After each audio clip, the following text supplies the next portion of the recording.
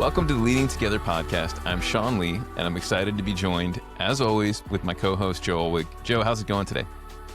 It's going great. It must be Blue Day. We got these groovy blue sweatshirts on that are like kind of like a mix between navy and some other.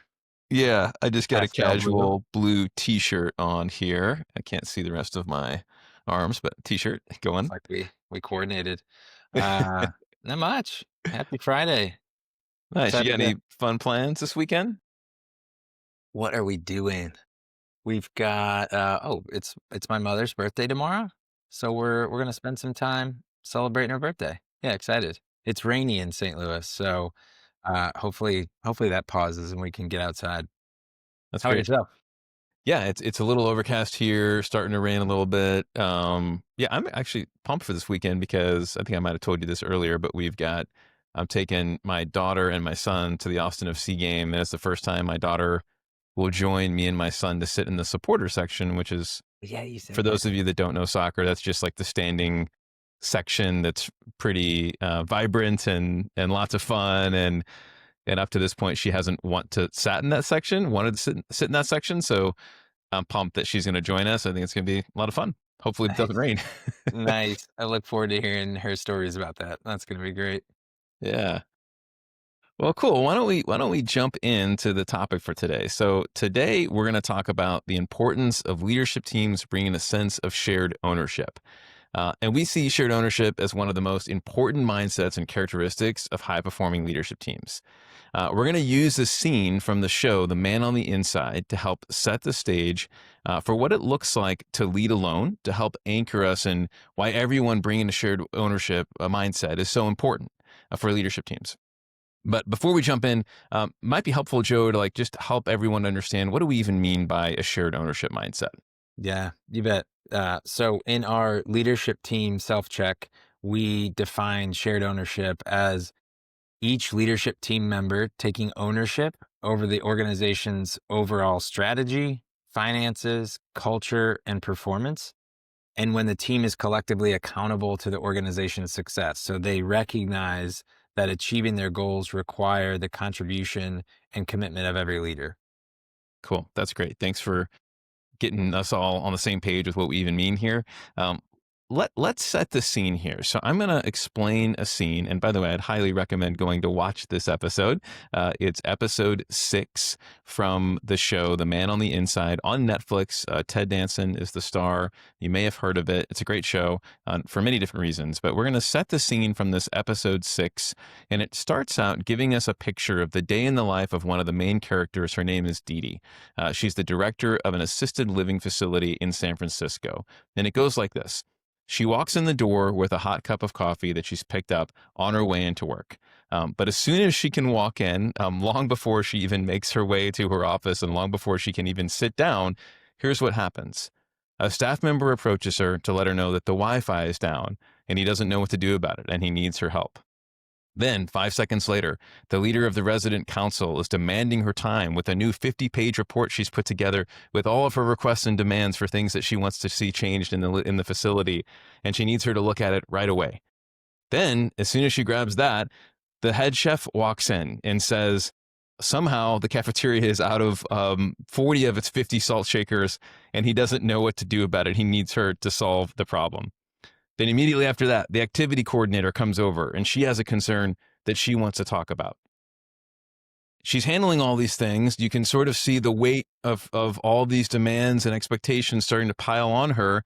And as all that's happening, another staff member walks in and simply says, "Room 826. And immediately Didi knows what this means and their kind of shorthand language for the work that they engage in. It just means that the resident in that room has passed away.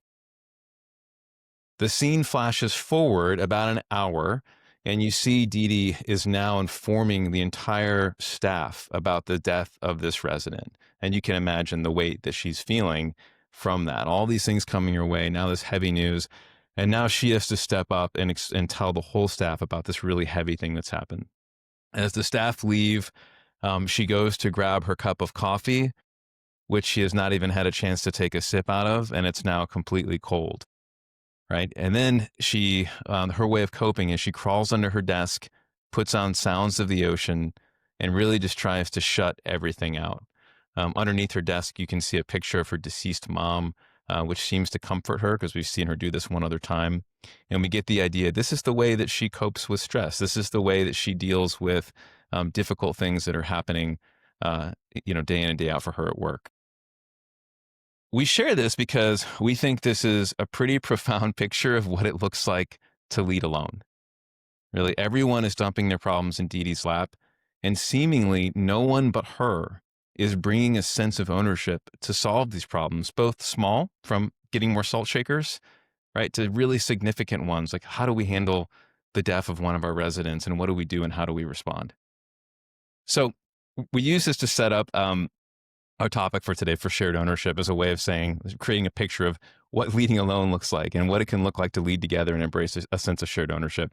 So we're going to dive into our big three questions. The first one, Joe, is what does it look like when team members are embracing a shared ownership mindset?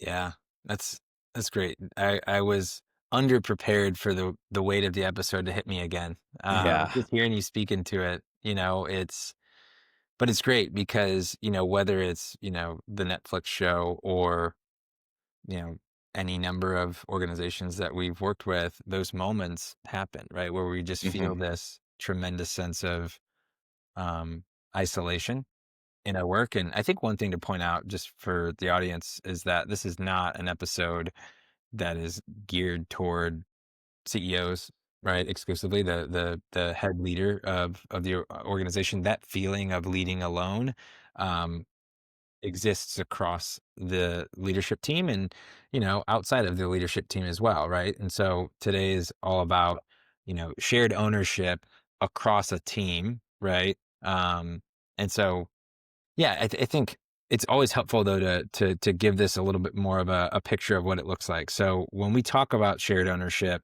um, we're I think it's important to highlight the foundation for shared ownership before we can even get to a place of everyone on the team really owning things like culture, results, Hmm. financials, your strategy. We have to come to a place of shared understanding and alignment. If we're talking about the financial picture of an organization, oftentimes it's hard to get to a place of shared ownership because we don't actually understand the financial model. Maybe that's something the CFO understands and the CEO, hopefully. But oftentimes the rest of the team is a little bit lacking in terms of just an understanding of the financial model. So to get to shared ownership, we have to have this foundational understanding of some key parts of the business, the organization, but also we have to have alignment on pieces, right? So it's hard to own culture and results if we're not aligned on what is our vision for culture or what are Yeah. our big goals for the year. So Yeah. it starts with a strong degree of understanding and alignment around some of these key, foundational components to the organization. But I think like the language that I often use with leaders is it's a shift from my work to our work, I love that. right? So Yeah. where sort of leaving that language at the Hmm. door when we come together as an executive team and really think about what we're in here today for is our collective work as a leadership team. And so Hmm. this sort of Hmm. speaks to the Hmm. mindset shift that oftentimes Hmm. we are helping teams navigate Hmm. and drive towards is a shift from my work and my ownership over the things that I'm chiefly accountable to Hmm. our work, our culture, our strategy, our goals. Hmm. Uh, so that might be where I start. What do you see when shared ownership is strong? I love that jokes. I think it's so helpful to like just give teams a place to start and something to latch onto to even embrace the difference. And what we saw with this picture of Didi is, you know, um, she was bearing so much on her own. By the way, and sometimes this is a very complex topic, right? Because sometimes as leaders, we are playing a significant role in creating the very reality that we don't want to live in. Right. So I think it's important to also look at this from multiple angles. And one, it would be like, oh, poor Didi, she's all alone. The reality, and I know because I've been that leader. Like I've led, I've led those. I've had those days like Didi, and if I'm being honest, part of it was because of the way I was showing up and constructing things, so that so many things were coming to me, right? And so I was viewing a lot of that as my work, instead of our work, and so there's a lot of factors that can lead to the reality like she is facing, in that picture. But it just makes me think, like what it might look like in a different reality, some alternative reality, or Earth 3 or something like this for T would be that the team members are empowered to work on, like, and solve these day-to-day problems, and even they've set some expectation, have some agreement on how they do that as a team, right? So they've even started from a place of, like, well, when we face these day-to-day recurring problems, like, how can we go about solving them on our own, like as key leaders of our functional areas, Yeah. right? And then it can also just be like, from a I think a key ingredient to having a sense of shared ownership certainly is some trust and ability to be vulnerable with each other, so that again, the key leader doesn't feel like, or tell themselves a story that they have to bear it all by themselves, and if they were to go and admit something like, I don't know if I can do this today, Yeah. that, like, their teammate might respond to them and somehow feel like they're letting them down. Yeah. I know I've felt like that in different roles I've had, where I've had to, like, overcome feeling like fear, like if I tell someone that, they're gonna feel like I'm not up for the job, and Yeah. um but that's a I think that's a if you're hearing yourself say that, you're probably in this place of, at least in that moment, if not a pattern of leading alone, versus feeling like you have a team that can embrace and carry the weight of it with you. Yeah. Makes me think of, foundational to getting to a place of shared ownership is also what you're speaking to here, right? Trust Hmm. and some psychological safety. Hmm. And oftentimes when we get into that work of building that, we think about the deliberate ways in which we can build that. Team builders, personality assessments, right? These offsites where we're just working to thoughtfully get to know each other and build trust and relationships. But what we find when teams develop a shared ownership mindset and really start embracing shared ownership of these different pieces, that they build trust through those day-to-day Mm-hmm. interactions and behaviors, right? When Yep. we're coming together to problem solve around how do we achieve this collective goal, Hmm. or how are we going to, you know, finally, get over the hurdle with better manager training. Or it's not just the HR leader in that regard, or it's not Hmm. just the CFO when it's a financial piece. It's all of us, and it's through that collaborative work, those moments where we're the point and we don't have the answer, we're not sure of the solution, and someone comes alongside us to help us think through it. Hmm. That's where we build trust, right? Yeah. That's where we start to build some of that psychological safety. So when it comes to what it looks like, um, it's it's both in our more proactive meeting rhythms. We see it in leadership team meetings and quarterly Hmm. reviews where teams are Hmm. reviewing data and all embracing the data and the results. But it's also in these more responsive moments as well, where outside of some of those synchronous spaces, we're coming together to problem solve, collaborate, and really work together, lead together, right? The language that we use, um, in more Hmm. thoughtful ways. Yeah. Yeah, Yeah. I mean, you've hit on this, Joe, and we've certainly talked about it many times in the past in our work with the teams and organizations we serve. But that strong sense of shared understanding is like a prerequisite for, to move to a place of shared ownership, specifically of like just like three buckets: culture, performance, and maybe like financials, right? So it's one thing to want and expect that. Um, but it's another thing to understand what it's going to take to get there, right? And many times it first requires that shared understanding, I should say, right, before we can get there. And as we see in this story with Didi, it's like around, shared understanding of expectations, but even moving beyond that example, that the picture in the episode, it's about first understanding, like, how does it, like, what is our strategy? What is our vision? How do we even go about creating those things together? Mhm, What are the core fundamentals of our business model, mhm. and the key levers that we need to intentionally influence, right? So that we can then bring this sense of shared ownership. Yeah, I love that. Maybe one last thing to share with this one is this idea of shared incentives. So if we look at where shared ownership is really, really strong amongst teams, maybe not necessarily leadership teams, but amongst teams, we can look no further than team sports, which we love, Mhm. right?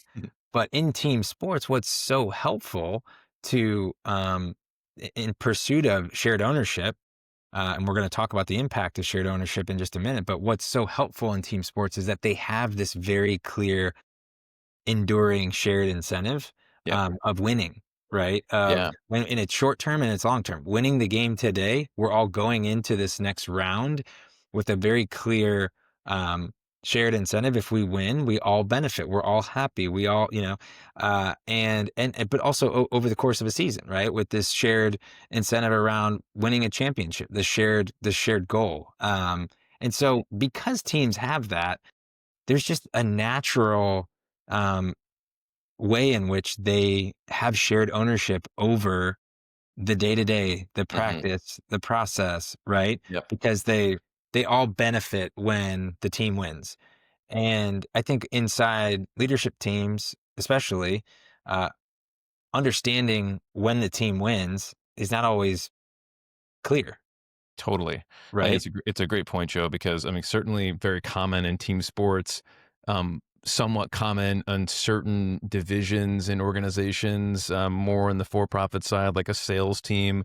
There's plenty of examples of like team shared incentive structures, but probably a lot less common in a top executive team. It's like, how do you align the incentives for them to achieve a common set of goals, uphold a certain cultural expectation, and achieve the financial goals of the organization, right? I think, which is the point you're raising, and it's important because we have what we're suggesting here is like it's important to be mindful of aligning, the incentives to the expectations. And I think part of this is just acknowledging as human beings, like we like achieving results, Mhm. and a lot of us like winning, Yeah. right? And so, Right. how do we know if we're winning?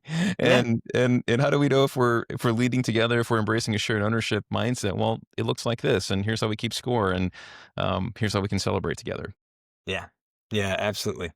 That's great. Let's move on to the second question here. So the second question is, why is it so impactful to embrace a shared ownership mindset instead of continuing to lead alone?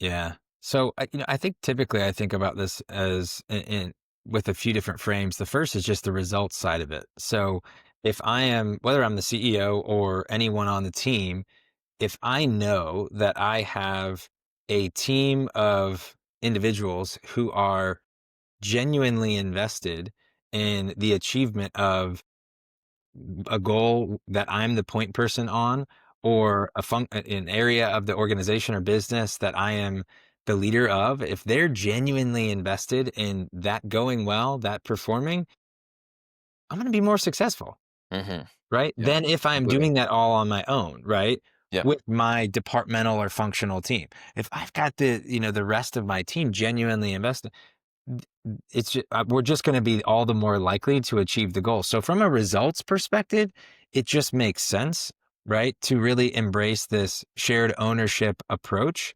Now, one thing that I want to call out, and we'll get this get to this later with why this is difficult, but this does not mean, right, that I don't continue to take full accountability for the areas of the organization that I am responsible for, right? Yeah.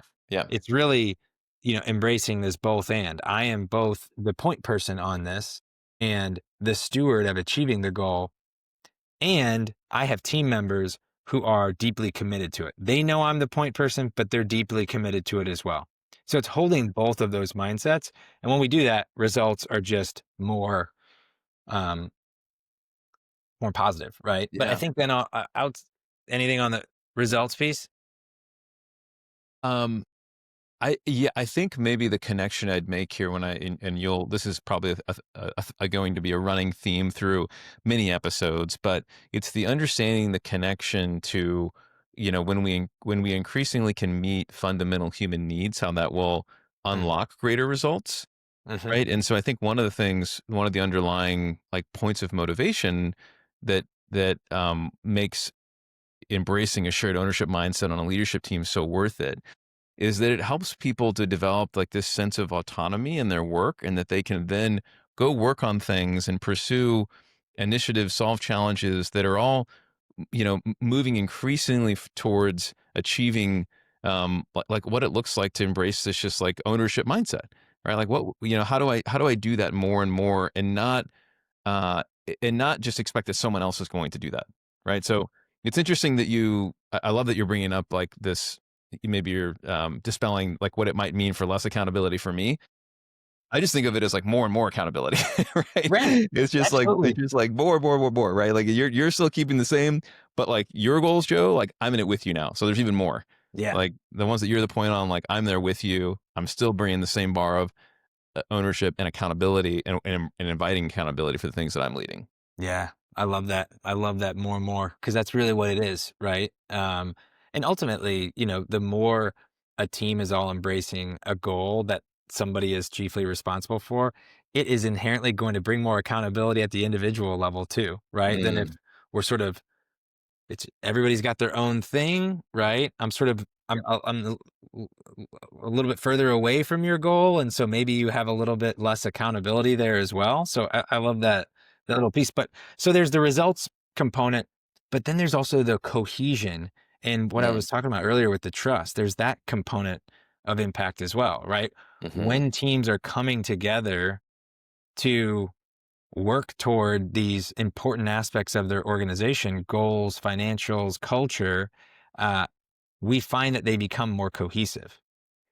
I think one of the biggest reasons why teams actually lack cohesion is because they don't have shared ownership. They're not doing meaningful collaborative work, problem solving toward a shared goal, a shared thing. It's competing interests, Yeah, right? You totally. you have are over in your department, I'm over here, and the reasons why we're coming together to collaborate are actually because I have this personal interest, you have that personal interest, and so the collaboration is actually it's not toward a common goal, right? But when we're coming together toward a common goal and we're working and we're developing a cross-functional team, right, to help, steward that or however we're going about it, we're creating more cohesion amongst that leadership team. We're building trust. We're strengthening relationships. So there's the more tangible result, but then there's also the increased cohesion that teams Yeah. realize when they really embrace this. I love that, Joe, and that feels like a great segue to our last question, which is, what keeps leadership teams from truly embracing a shared ownership mindset that we've been talking about here, right? And maybe I'll just jump in here and kind of try and respond to what you just said there as a way to begin answering this last question. You know, um, we often hear about the struggle teams have with organizations have, I should say, with silos in their organization, right? And I think what the way I think we interpret that is like, well, why is that the case? And we can, I think, share this, at least I can share this through some of my own experiences in leading a few different organizations. Is that, I think the answer simply is that's just the way that we were formed in many cases, right? That's the way we were trained and developed, is to drive excellence in the key area that we are responsible for. And if we're doing well, we kind of have a sense of what that looks like to be a good performer leading my department, right? Those metrics are probably pretty clear, like your team's probably doing pretty well.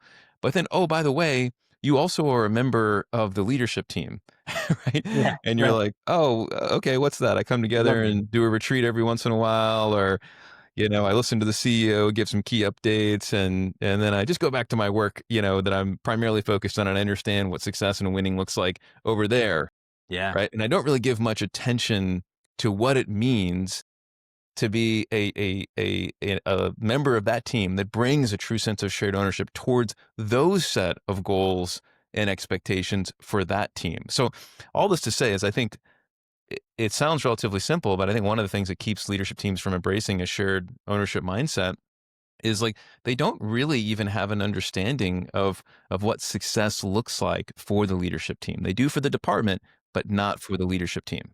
Yeah. Yeah. I love that. Maybe just to build off of that, I think you're hitting on one of the many just existing norms that sort of exist that we're just used to, we're comfortable with, right?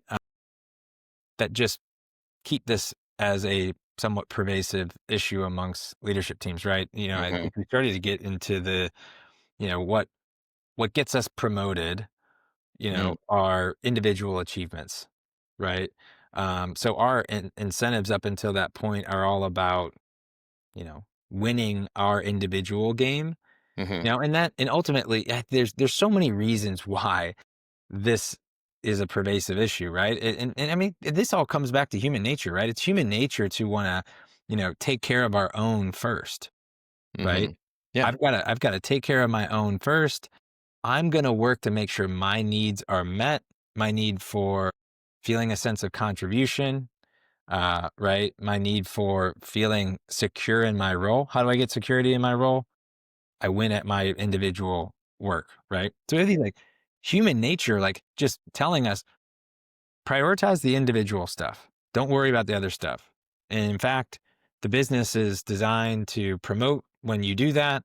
Um, and so so I think there's these existing norms, these human nature that prevents this from being the more natural thing or the more natural characteristic or way in which an executive team shows up. But I think I want to go back to the broken mindset Mm, of the both and right. I think mm, it's just so common for executive team members to operate with a mindset of, I need to be accountable for my results, and mhm, everyone on our team needs to be accountable to their results.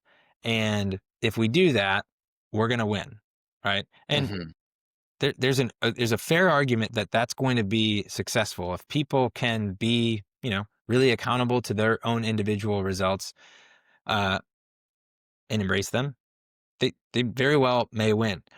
But the idea that you can't also embrace this mindset of shared ownership, of shared accountability, right?